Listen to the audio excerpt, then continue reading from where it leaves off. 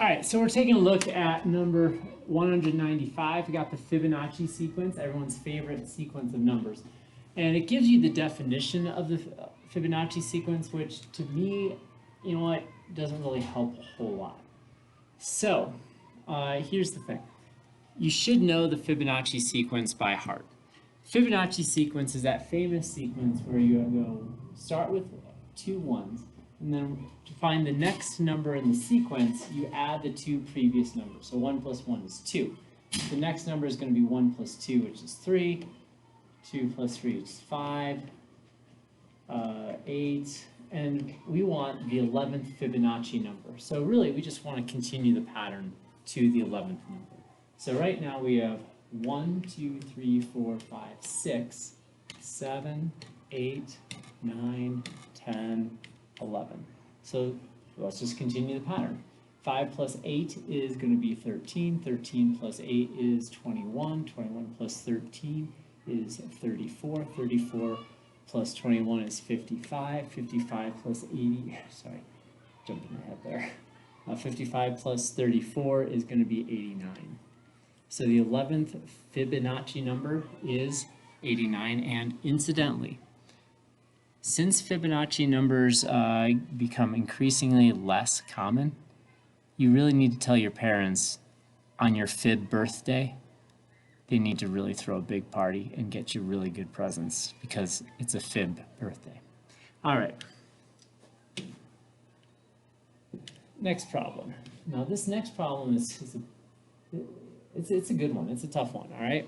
So we have, what is the ratio of the area of the largest square that can fit inside this circle, a circle of a diameter of 2 centimeters, compared to the area of the largest square that can fit inside a semicircle of diameter 2? Express your answer as a common fraction. So first, I really want to understand what's happening. So we have a circle. Sorry. We have a circle. Okay, that looks like an oval. We have a circle. That's much more satisfactory. And inside that circle, we have a square. And we know that the diameter is going to be 2. Which means from here to here, that's going to be 1. All right. Well, we know that if I continue this diagonal, I've just created a isosceles right triangle. And I know an isosceles right triangle, using the rule, if this side is A, this side is congruent, so it's also A, and this the hypotenuse will be A times the square root of 2, which means the side length of this triangle is going to be the square root of 2, which means, what is the area of the whole square? Well, the area of the whole square is going to be square root of 2 times the square root of 2, which means it is going to be 2. So right away, we're looking for a ratio, and we know the area of the largest square that can fit inside of that, and that is 2. I'm going to save that for later. So that's our numerator. It's a much more difficult problem trying to figure out the area of the square that fits into the semicircle. Now, going back to our pictorial solution, so we have our ratio, we have the area of this square right here, divided by the area of the largest possible square that sits inside of a semicircle.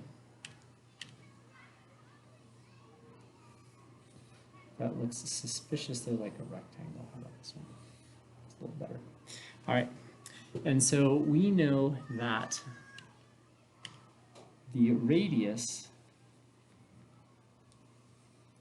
the radius, or the diameter, is 2, so therefore the radius is in fact 1. And so notice how I've set up this really super cool right triangle right here with a hypotenuse of 1. Now what?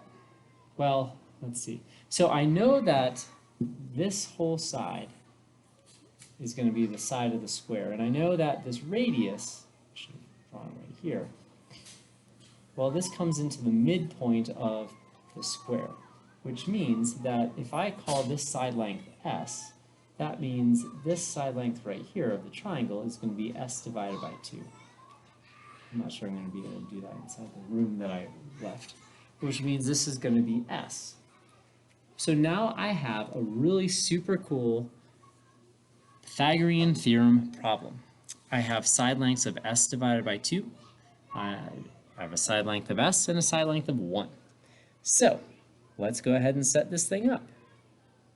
So using the Pythagorean theorem, we have 1/2 s, I'm going to turn into a fraction instead of divided by 2, squared plus s squared has to equal 1 squared, which means that we have 1/4 s squared plus s squared is equal to 1. Well, I don't like this fraction very much, so I'm just going to multiply everything by 4.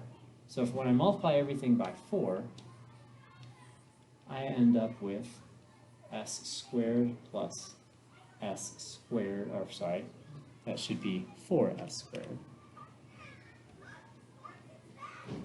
is equal to 4.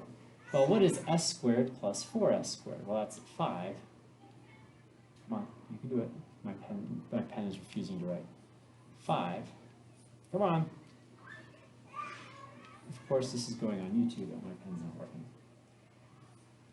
5s squared is equal to 4, which means,